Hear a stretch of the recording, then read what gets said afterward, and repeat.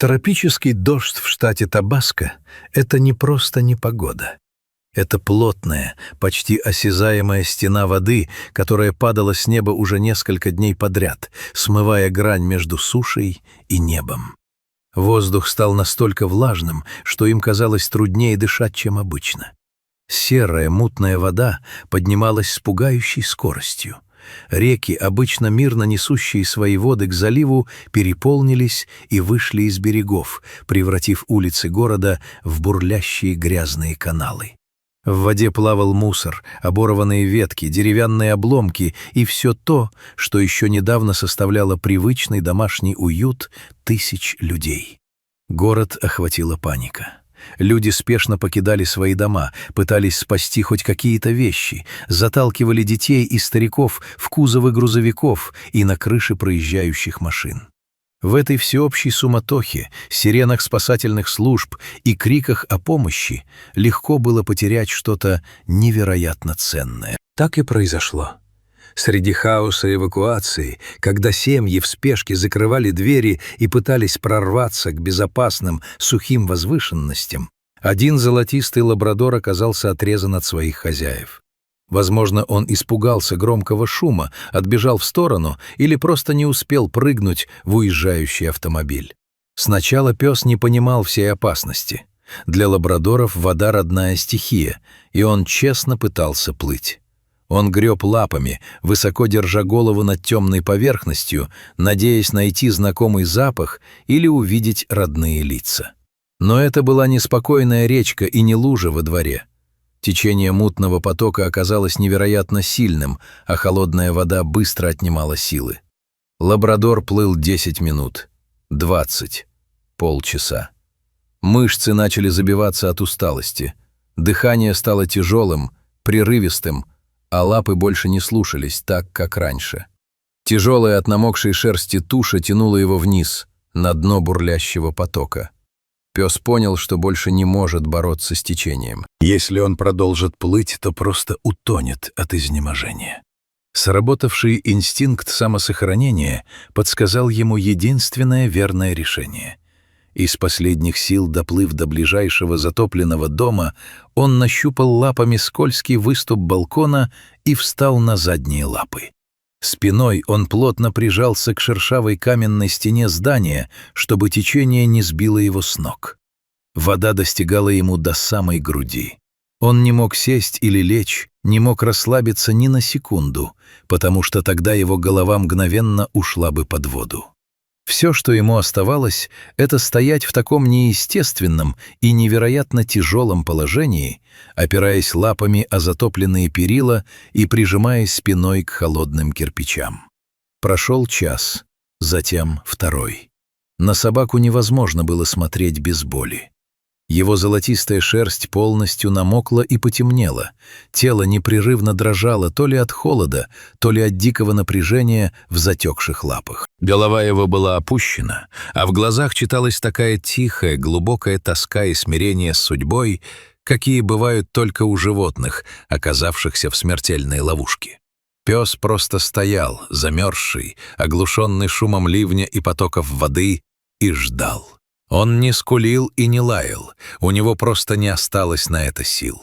Он аккумулировал всю свою жизнь в одну единственную задачу — держать баланс и не дать себе упасть. В это время по затопленным улицам города на моторной лодке передвигалась бригада местных спасателей. Мужчины были вымотаны до предела. Они уже несколько суток подряд эвакуировали людей, снимали жителей с крыш и помогали тем, кто застрял в затопленных зданиях. Дождь барабанил по их каскам, а мотор лодки глухо урчал, с трудом пробиваясь через затопленные улицы, превратившиеся в опасные пороги. Проплывая мимо очередного полузатопленного жилого квартала, один из спасателей случайно бросил взгляд на стену дома. Среди серого бетона и коричневой воды он заметил нечто выделяющееся, светлое пятно, которое дрожало у самого края затопленного балкона.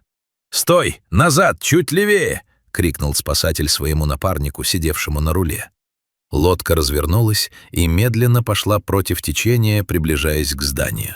Чем ближе они подплывали, тем клире становилась картина, от которой у взрослых, закаленных в опасных операциях мужчин, сжалось сердце.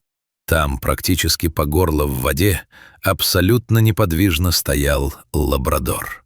Было видно, что пес держится из последних сил, его задние лапы подгибались, а сам он едва сохранял равновесие.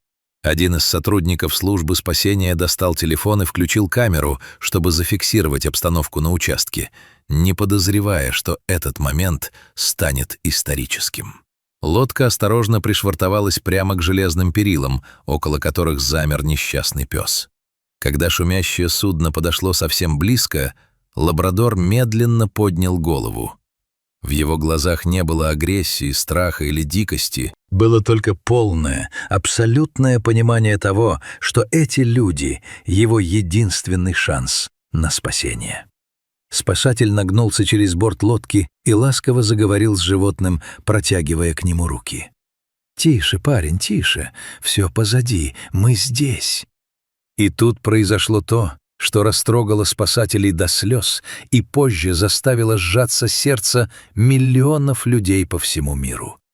Пес, поняв, что ему пришла долгожданная помощь, не стал паниковать или метаться. Он осторожно поднял одну из своих передних лап и доверчиво положил ее прямо в ладонь спасателя. Это не был просто механический жест. Пес буквально сам отдавал себя в руки людей, демонстрируя невероятное собачье доверие. Он словно говорил: «Я больше не могу держать себя сам. Возьмите меня».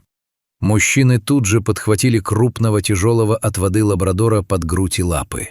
Превозмогая вес намокшего животного, они дружно затащили его на борт лодки.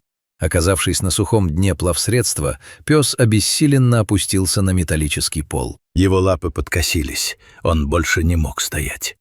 Спасатели немедленно укрыли его сухими полотенцами, начали гладить и успокаивать. Пес тихо уткнулся носом в колени своего спасителя. Тяжелое дыхание постепенно выравнивалось, а дрожь утихала. Он наконец-то был в безопасности. Его долгая, страшная борьба со стихией окончилась победой. Спасатели доставили лабрадора в ветеринарный пункт, организованный волонтерами на одном из сухих возвышений города. Ветеринары внимательно осмотрели необычного пациента. К счастью, несмотря на сильное переохлаждение, стресс и крайнее физическое истощение, пес оказался абсолютно здоров. Ему предоставили сухую подстилку, сытную еду и много чистой питьевой воды.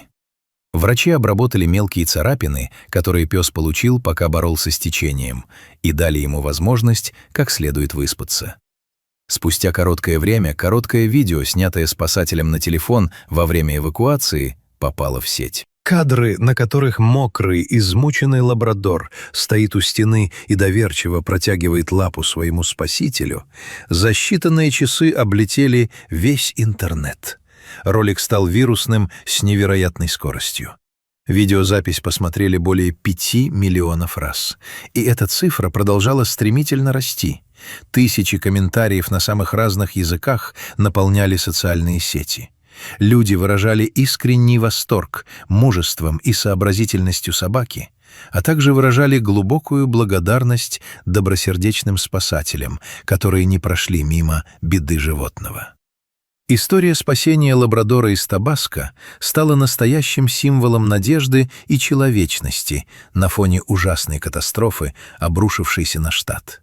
Однако у этой истории пока остается одна нераскрытая тайна. Хозяин собаки до сих пор не найден. В условиях всеобщей хаотичной эвакуации, когда тысячи семей покидали свои затопленные дома в полной темноте и панике, собака могла легко отбиться от своей семьи. Волонтеры и спасательные службы активно публикуют фотографии спасенного пса в социальных сетях, расклеивают объявления во всех временных приютах для пострадавших от наводнения и пытаются найти любые зацепки. Все надеются, что хозяева лабрадора живы, находятся в безопасности и тоже разыскивают своего верного четвероногого друга. А пока поиски продолжаются, лабрадор находится в полной безопасности под опекой заботливых людей. Он окружен теплом, лаской и любовью. С ним все хорошо. Пес уже восстановил свои силы, с удовольствием гуляет по сухим участкам и снова виляет хвостом, радуясь каждому человеку. Эта история напоминает всем нам о том, насколько умны и преданны животные, и как важно оставаться людьми, готовыми протянуть руку помощи или принять протянутую лапу, даже в самые темные и суровые времена.